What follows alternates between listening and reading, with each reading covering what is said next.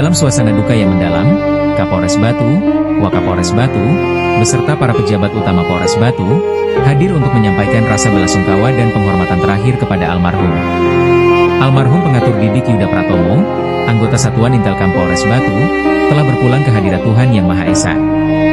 Di tengah rasa kehilangan yang begitu dalam, keluarga besar Polres Batu turut merasakan duka yang dirasakan keluarga almarhum. Keluarga besar Polres Batu turut berduka cita. Semoga almarhum mendapatkan tempat terbaik, dan keluarga yang ditinggalkan senantiasa diberikan kekuatan serta ketabahan.